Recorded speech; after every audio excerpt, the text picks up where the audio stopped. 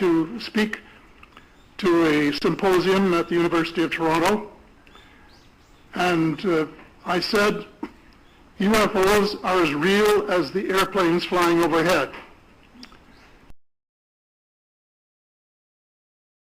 On Earth at this present time, and at least two of them probably working with the United States government. The other species that I learned about not too long ago was called the tall whites. To become spiritual beings and practice the one tenet that the world's major religions have in common, and that is the golden rule.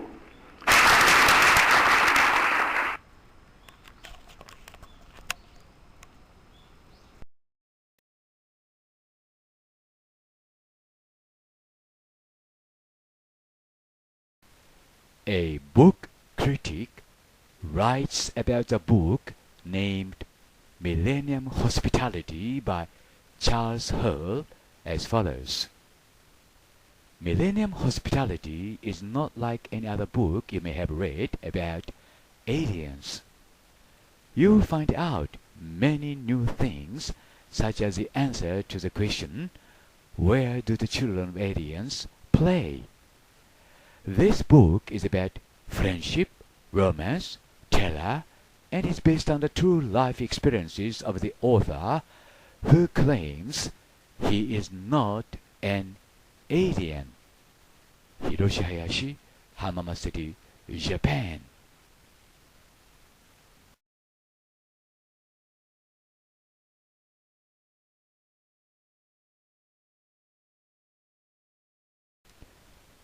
ポール・ホワイト、つまりノッポの白人と呼ばれるエイリアンの話。ノッポの白人 E.T. の際立った特徴。チャールズ・ホールは次のように記述している。つまりノッポの白人は身長が6から7フィート、つまり180から210センチの範囲にあり、大変痩せていてひ弱な感じであると。皮膚の色はチョークのように白い。ノッポの白人はいくつかの点で私たち人間とは肉体的に異なっているが、最も重要なことはノッポの白人はヒューマノイドであるということ。その事実に最も大きな意味がある。彼らのライフスパンは人間のそれの約10倍である。ノッポの白人は私たち人間のように年を取らないが、約400年を過ぎたところでノッポの白人は第2の成長段階に入る。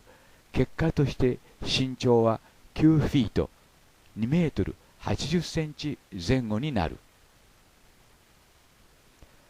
彼らはおよそ800歳で器官が故障し死を迎える。元生物学者によれば、外惑星人は私たち人間には似ていないと思われているが、それは自然環境、環境的変数、また多様な環境による無数の遺伝的要素の中で別個に進化するからである。一方、別の科学者は普遍的な要素があって、例えば人間にとって良いことは他のどの異星人にとっても良いことなので、皆似てくると主張している。UFO の世界で人間が遭遇した多くの ET たちは人間によく似た実態を持っているので、つまりそんなにも人間によく似ているので、互いに深いつながりがあるはずと考えられている。現在のケースはその一つということになる。ノッポの白人は全体として見れば人間とはよく似た体型をしている。つまり二足直立歩行をする脊椎動物である。例えば人間のような顔をしているなど、適切な衣服さえ着ればノッポの白人はラスベガスの街の中でも人間として歩くことができる。ノッポの白人は会話能力があるが、彼らの発声音は人間の耳に聞こえる周波数の外にある。言い換えると、私たち人間は彼らの声を聞くことはできない。普通に話すときは犬の吠え声か巻き場鳥、つまりヒバリのように聞こえるが、ノッポの白人の中には人間の声を真似し、人間と普通の会話をすることができるのもいる。また中には特別な人間の声を真似する者もいて、それがあまりにも上手なので、例えば電話で話したようなとき、区別がつかないほどである。ノッポの白人はまた会話装置を持っていて、人間はその声を自分の頭の中で聞くことができる。それは短距離5から6フィート、約2メートルでしか作用しないし、その時人間の方はノッポの白人に対して側面積、つまり側を向けなければならない。その装置は言語翻訳機としても働く。時々セットの仕方にもよるが、ホール氏が言うには、時にはノッポの白人同士の会話があたかも互いに英語を話しているかのように聞こえたこともあるという。すでに述べたように、職員たちとの接触のような場合、混乱状態が起きることがあった。その時兵士が傷ついたり死ぬということもあった。ノッポの白人はしっかりと武装していて、些細な挑発でもそれが理由で人間を殺すことができる。ノッポの白人は人間よりも反応が早く素早く行動する。例えばノッポの白人を脅かしたりすると、警告なしでその場で切られたり血を流したりするかもしれない。ノッポの白人はさらに鉛筆型の武器を持っていて、相手を失神させたり麻痺させたり催眠をかけたりする。あるいは人間に対してひどい痛みを起こしたりする。人間がノッポの白人を困らせたり脅したり、あるいは彼らに危険行為をしたようなとき、ノッポの白人はそれをしばしば使う。武器による効果はマイクロウェーブの周波数を変えることによって決まる。つまりそれによって人間の体の中でさまざまな変化を引き起こす。ノッポの白人は親しみやすいが、時には傲慢になり侮蔑的な態度をとる。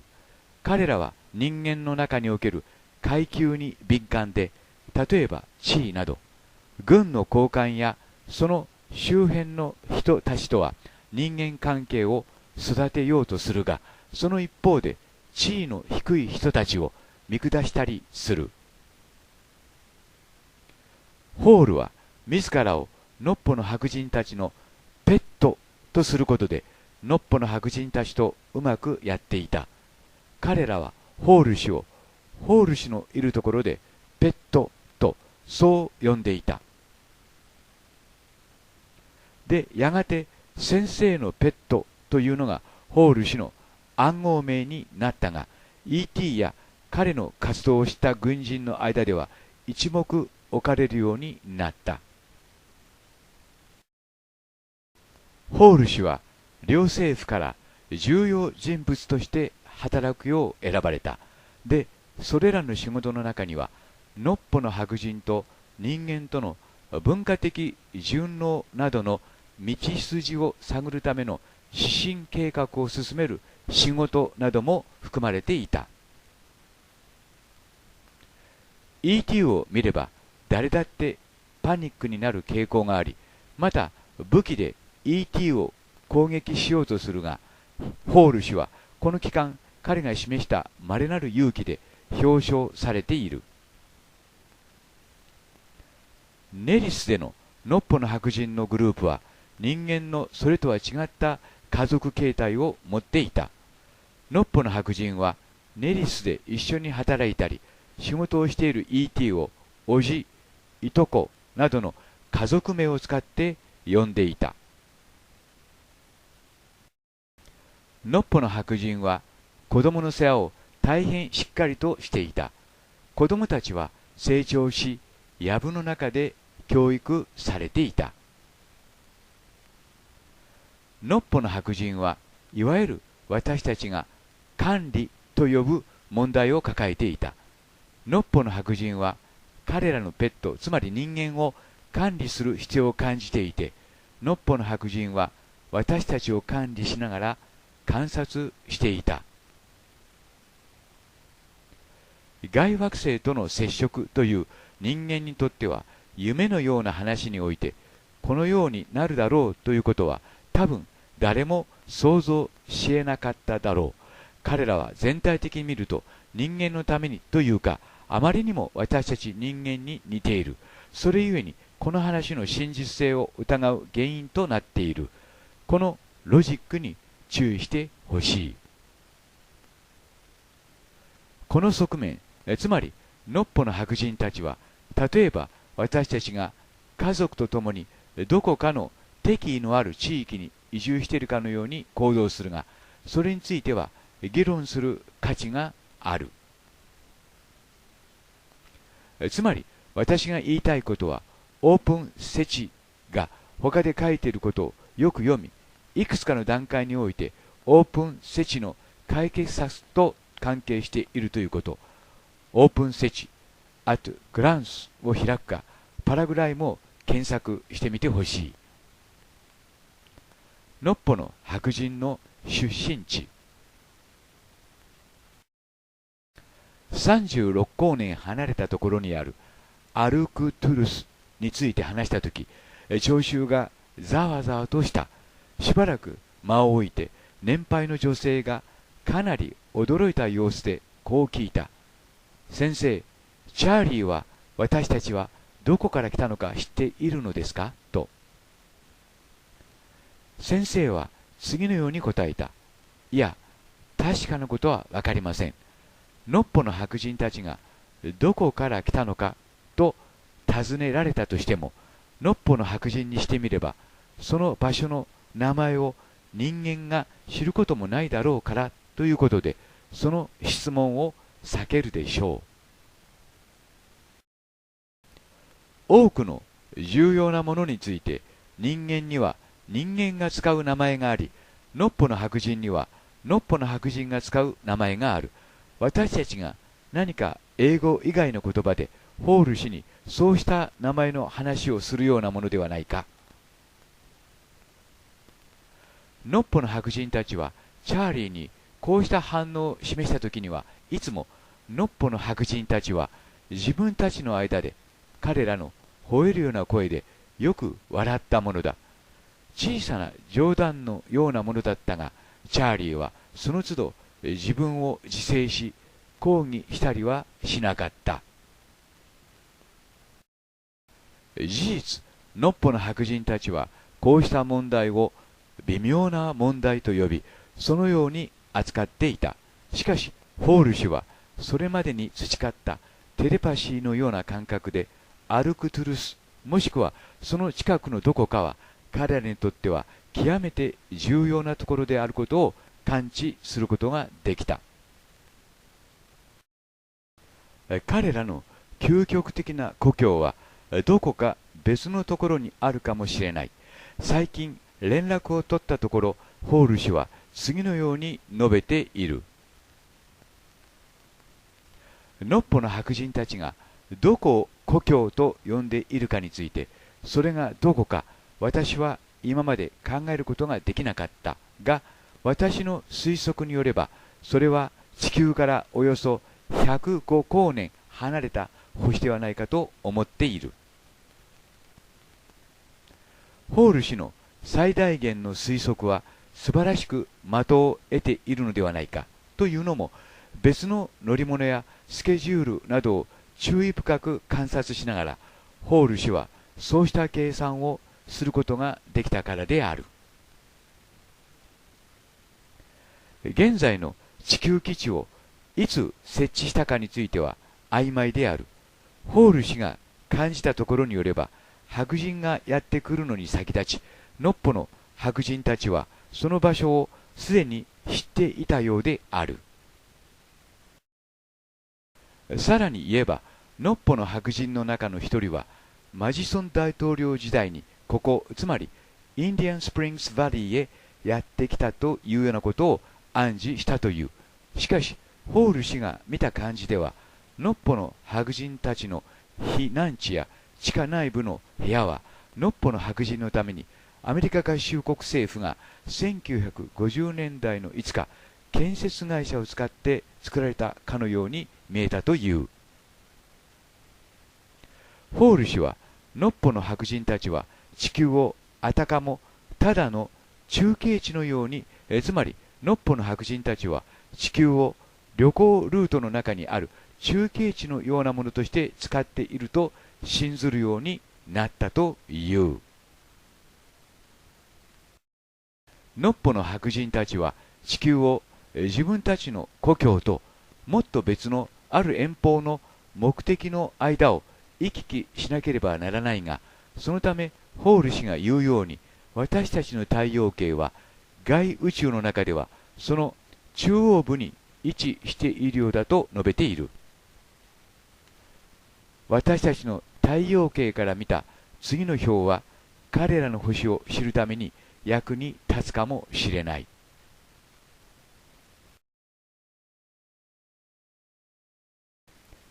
テクノロジー。ノッポの白人たちは明らかに高度なテクノロジーを持っている。ホール氏はノッポの白人たちの外宇宙航行用の宇宙船、地球近辺及び太陽系の近距離用スカウト船、また彼らがいつも携帯している武器、さらには空中浮揚装置や防御用フォースフィールド装置のある特別服については簡単に触れながらも、ノッポの白人たちのテクノロジーについては内容を限定している。彼らの2種類の宇宙船については、私たちの団体、つまりミレニアム・ホスピタリティを通して配布されている。これらの内容はホール氏との連絡の中で、それらはおおよそ次の表に示されたようなものである。内容。ホール氏はスカウト船の内部、船の推進装置を垣間見ることができたが、それによればファイバーコイルのようなものが無数に巻きつけられていたという。彼が見たこれらのシステムからホール氏はその動力の物理的理論を発展させた。外宇宙用の船は高速よりも早く航行できるということ、そして ET たちの故郷の星までは 2,3 ヶ月の時間で行くことができるということ。驚くべきことに、スカウト船はノッポの白人が示した使用書に応じて人間によって提供された部品を使い、この地球上で組み立てられていたということ。マイケル・サラとのインタビューの中から。私は本の中で先生と第4階級のハリーがスカウト船の内部を見せてくれたと書きました。船内のシートや頭部用などの多くの部品は多くのアメリカの会社、例えばボーイングやロッキードのような会社によって据え付けられました。頭部用部品は明らかに取り外しができるもので、エアーストリーム社のような会社からのものでした。またノッポの白人たちが着ているような衣服についてはセアーズ社やモントゴメリ・ワーズ・カタログ社から直接購入していました。が、それでもこれらの船は無重力状態で無質量航行ができ、超高速まで加速することができました。が、ノッポの白人たちが望むほどの信頼性はありませんでした。ホール氏はこれらの船に使われている推進装置の限界を指摘した。つまり、オーバーヒートしやすく、そのため、ファイバーコイルの信頼性を損ないやすかったことなど、以下、そのための対処法などが詳しく説明されている。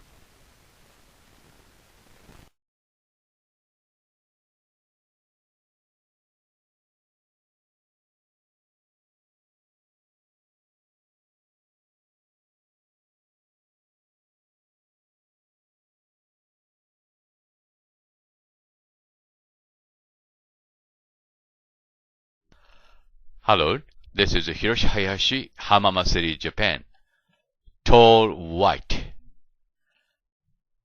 Mr. Chris Grow introduced or showed two photographs or pictures of Tall White in Japanese. Chris Grow さんという方がですね、真偽のほどはわかりませんけども、トール・ホワイトの写真を2枚紹介しています。この人は性別はわからないそうです。男か女かわかりませんけども、トール・ホワイトだっていうんですね。で、メモを見ますと、外惑星人、extraterrestrial beings ですね。そしてノルディック、北欧系であると。身長は153から193で、人間よりは高いと。髪の毛はブロンドであると。顔は真っ白。チョークホワイトって言いますね。で、テレパシーで交信すると人間とはね。で、体型は人間と共通しているということだそうです。その、クリスさんのですね、原稿というか、その説明を翻訳してみました。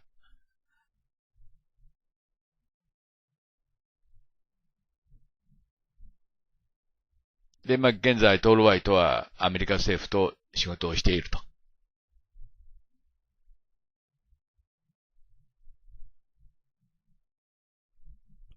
それについてのビデオはこの後につなげておきます。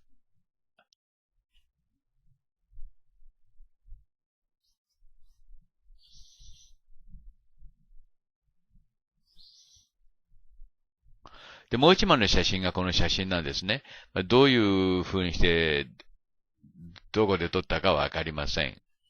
で、そこでですね、もう一回原点に帰ってギリシャ彫刻っていうものを見てみますよね。ギリシャ彫刻っていうのは何度も証明しましたように、神々がですね、当時の、等身大で自分たちの姿を、3D プリンティングテクノロジーによって彫ったわけであります。つまり人間が人間を彫ったのではなくて、神々が神々自身を彫って、我々がね、記念撮影するように写真撮るように撮っていたということなんですよね。出ないというならこれは誰かという問題も出てくるわけです。そこでスウェーデン、いわゆるノーディック、北欧系のスウェーデン人という言葉が出てきましたので、北欧のスウェーデン人の、女性を、の写真を拾ってみました。これ北欧ノーディックの、私も、ある程度見慣れていますが、北欧系の人だということは納得します。一方、ギリシャ人はどうかって言いますんですけど、ギリシャという国はもういろんな、民族が入れ替わり立ち替わり入ってますからね。しかしこのあたりがギリシャ人かな、トルコ人のうちも入っているだろうし、というようなことで、現在、いわゆるその、血の交流というか、が盛んに進んでますから、ギリシャ人というのは分からなくなってきているわけです。この女性なんかそうじゃないかと思うんですよね。で、一度比べてみますと、これが北欧系ノーディックの女性ですね。そしてこれが、ギリシャ系、トルコ系の顔が少し入ってるかなっていう感じです。で、ギリシャ彫刻がどちらに近いかってことなんですけども、先ほど言いましたように、ギリシャ人の顔って、古代ギリシャ人の顔っていうのはわかりませんのでね。しかし、彫刻を見る限り、すでにもうギリシャ彫刻に表現されている顔は、明らかに北欧系の顔ですね。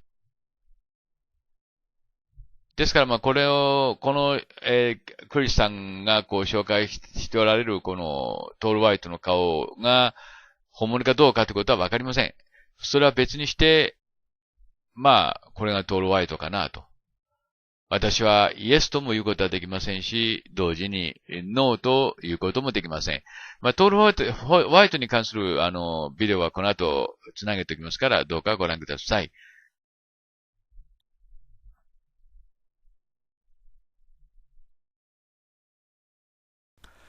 Hello, this is Hiroshi Hayashi, Hamamasuri, Japan. This is a sort of a interview program of Home Pope Hellyer, the former Prime Minister of Defense and Force in Canada. And he said, alien life forms present among us. This is a story about it with my translation. Thank you very much. It's great to have you with us on our show. Why do you say that UFOs are as real as the airplanes flying over our heads? Well, because I know that they are. They've been, as a matter of fact, they've been visiting our planet for thousands of years. And one of the cases that would interest you most, if you give me 2 or 3 minutes to answer, is during the Cold War, 1961, there were about 50 UFOs in formation flying south from Russia to across Europe. And the Supreme Allied Commander was very concerned and about ready to press the panic button when they turned around and went back over the North Pole. They decided to do an investigation, and they investigated for 3 years, and they decided that with absolute certainty that 4 different species at least, had been visiting this planet for thousands of years.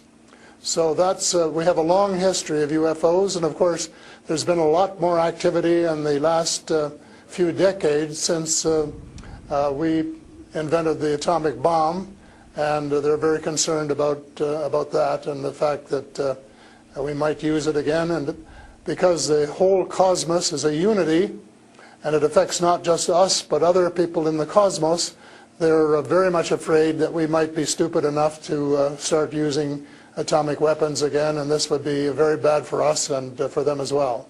So no serious scientist has ever publicly confirmed evidence of an encounter with extraterrestrials. Why would scientists not confirm the facts if they exist?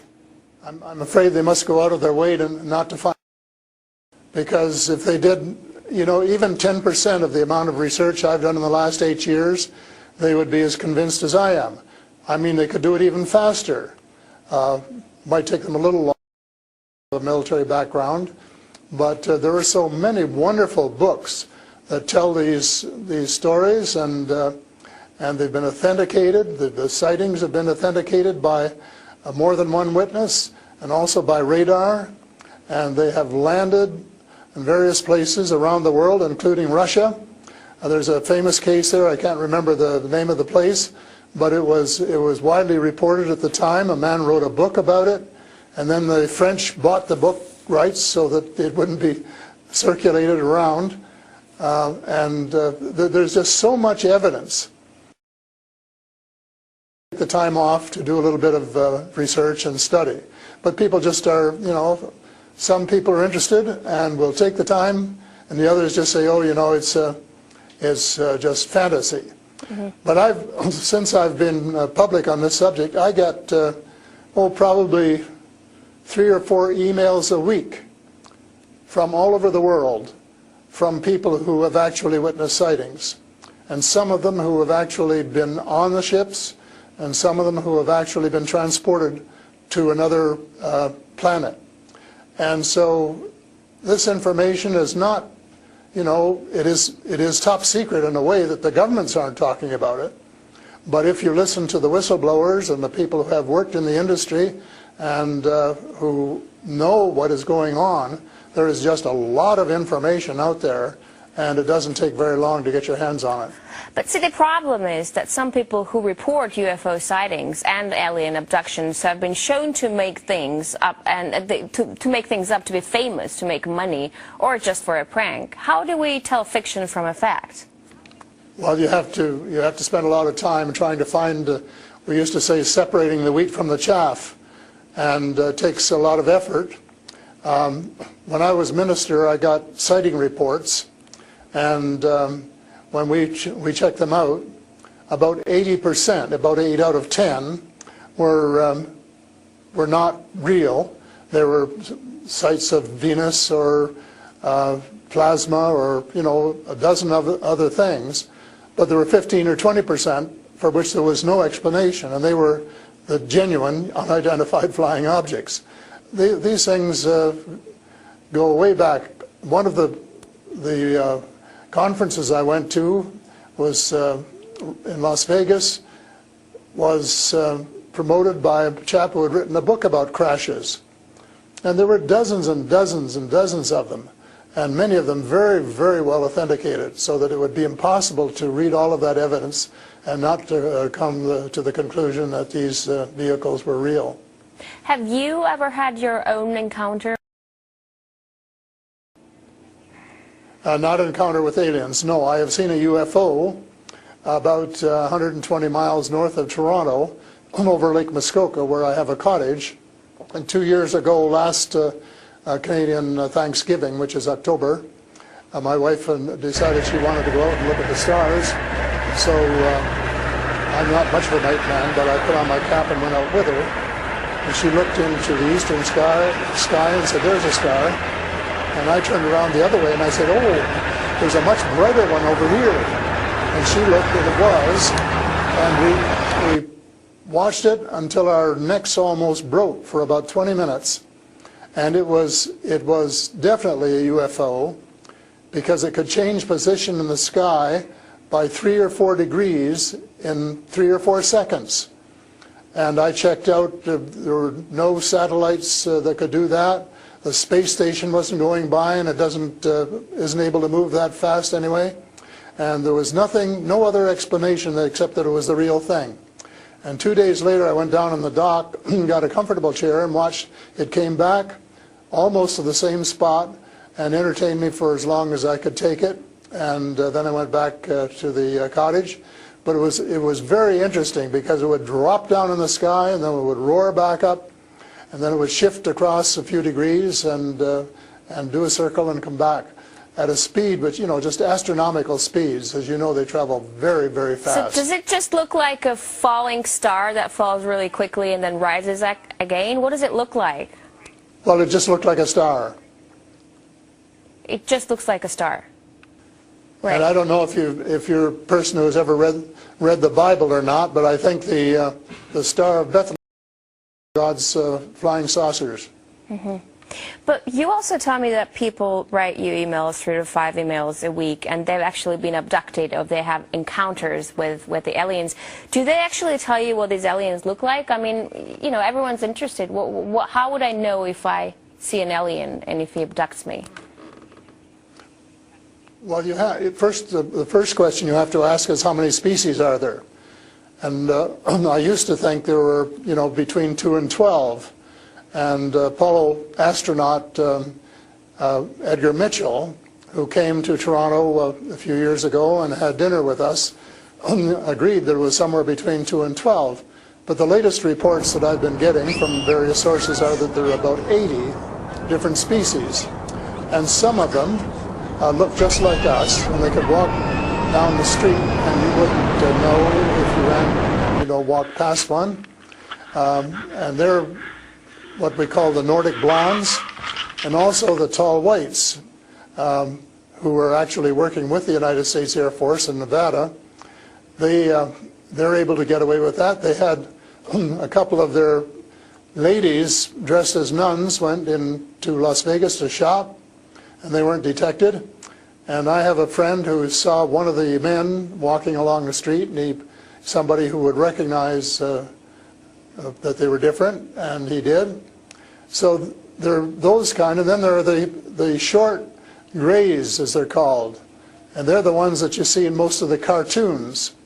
Have very, very slim arms and legs, and they're very short, just a little over 5 feet, and they have a great big torso and a great big head and great big brown eyes. But they're different species, so you have to know that they're different species, and and know that they're all different. Mm-hmm. So one if you saw the short gray, if you saw the short grays, you'd certainly know that there was something up that you'd never seen before. But if you saw one of the Nordic blondes, well, you'd probably say, "Oh, I wonder if she's from Denmark or somewhere," you know. So this species that you're describing, are they all different in terms of nice and mean? Are some of them nice and benevolent? Are others nasty? Or how are they? Are they good to people on Earth, or are they here to harm them? Well, it's a difficult question to answer because they have different agendas. And maybe all of us on Earth should have the same agenda, but you couldn't say maybe that Russia and China and the United States all had the same agenda at every turn, because they don't. And I would say that nearly all are benign, they're benevolent, they want to help us. There may be one or two species which do not. And that's one of the things I'm investigating at the moment, is to see who they are and what they're up to and what their agendas really are. All right, we're talking to Paul Hellyer, former Canadian Minister of Defense, who says extraterrestrial life forms exist and are present on Earth. We'll talk more about what they are and why they're here after a short break. Stay with us. And we're back with Paul Hellyer, former Canadian Minister of Defense, to talk about extraterrestrial life forms. Great to have you back. So these extraterrestrial creatures, where did they come from and how did they get here to Earth? They come from various places. For a long while, I only knew about ones who came from different star systems. The Pleiades and Reta Reticula and several other star systems, but in the last few months I have met people who have made me aware of that there are some in our star system, and that there are actually extraterrestrials who live on a planet called Andromeda, which is one of the moons of Saturn, and that there are others on Venus and some on Mars, and that they may be interacting between themselves. I suspect that they are, because there is what of these people, and they have rules. For example, one of the rules is that they don't interfere in our affairs unless they're invited to. And that's one of the reasons probably that we haven't seen more of them until very recently. And so but what do you mean? There are a lot of people who want to interact with them. There are a lot of people who actually want to see them and know who they are. What, they need a special invitation to interact with us? What does it mean? They don't want to interfere into our affairs. They want to tell us how to run our affairs. They have accepted the fact this is our planet and that we have the right to run it, but they're very, very concerned. They don't think we're good stewards of our planet. We're not. We're clear-cutting our forests, and we're polluting our rivers and our lakes, and we're dumping sewage in the oceans, and we're doing all sorts of things which are not what good stewards of their homes should be doing, and they don't like that, and they've made it very clear. And as a matter of fact, they have given us a warning. How? And this has come from more than one source. How have they made it clear? What have they done? They have talked to people. One of the chaps I talked to about a month ago was interacting with them in 1974, he and his brother in Peru, and they were taken to Andromeda, teleported, and they were told what the people there think, and that we're really wrecking our planet, and in fact that something dreadful is going to happen to it if we don't smarten up and change our ways. We spend too much time fighting each other. We spend too much money on military expenditures and not enough on feeding the poor and looking after the homeless and the sick, and that we are polluting our waters and our air, and that we're playing around with these exotic weapons, thermonuclear weapons and atomic weapons, which have such a devastating effect both on our Earth and on other areas in the cosmos, and they don't like that. And that's the reason they would like to work with us to teach us better ways, but only, I think, with our consent. And they work through individuals, and they try and pick out individuals who won't be frightened to death of them, because they can give you quite a fright. One of the cases I'm familiar with was the tall whites in Nevada, where the United States Airmen working with them, were just frightened to death of them. And one, Charles Hall, rescued the daughter of one of the high-up people in the tall whites, and as a result became very good friends with the mother. And as soon as they could trust each other, they had a wonderful relationship. And he wrote a book about it. It's called Millennial Hospitality. Millennial Hospitality. And it tells you how you go through these stages of being scared out of your wits. But then when you establish a trust and a working relationship, why you can have the same relationship, same kind of relationship that you would have with someone here on Earth. But here's what I'm thinking. If you're outing their presence, which is clearly not what they want since they're hiding, why aren't they so afraid of, why aren't you afraid of repercussions?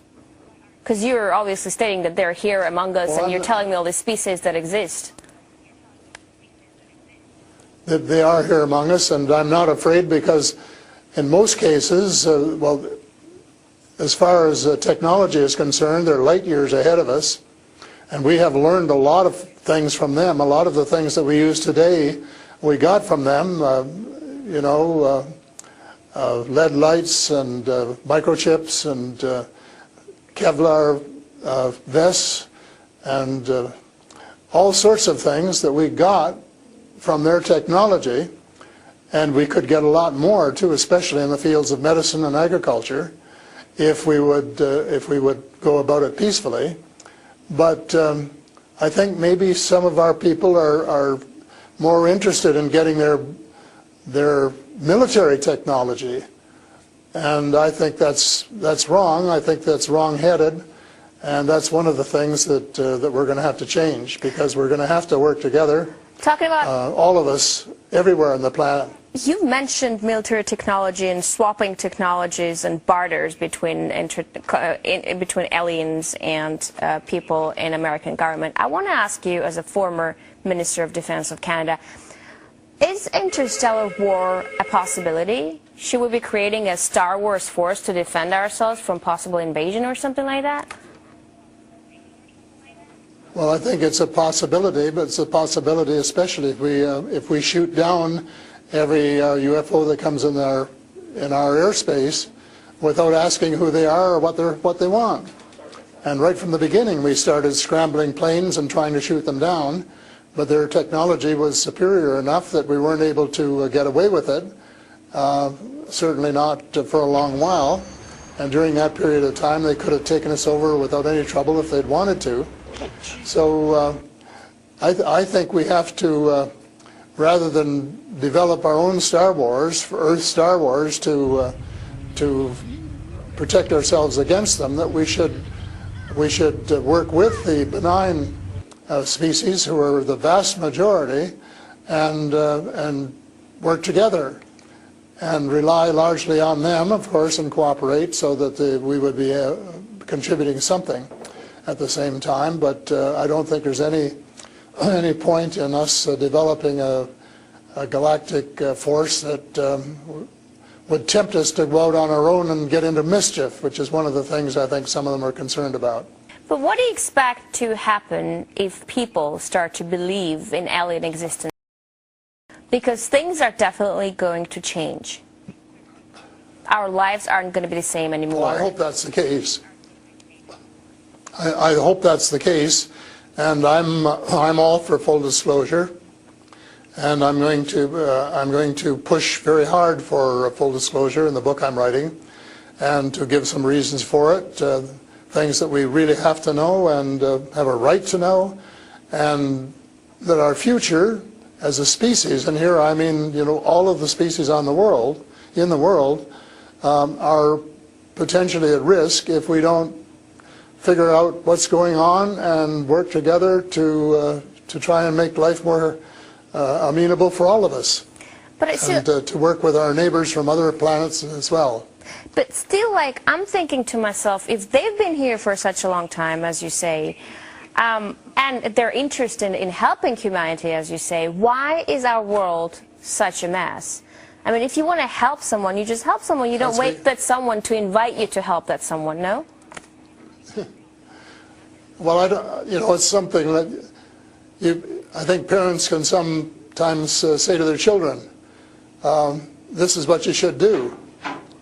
But that doesn't mean the children are going to do it, does it? Because the cosmos is based on free choice. And we're given the option of making mistakes, of making wrong choices. And I guess what bothers some of us is we've made too many wrong choices and not enough right choices.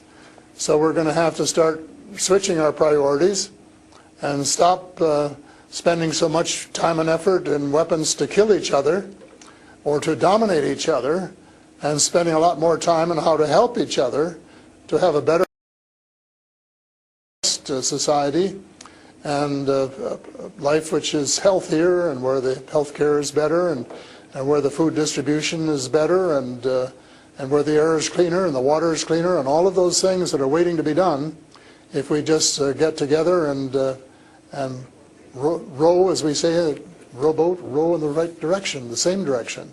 And it's possible, but it's a tall order, and so far we haven't done it.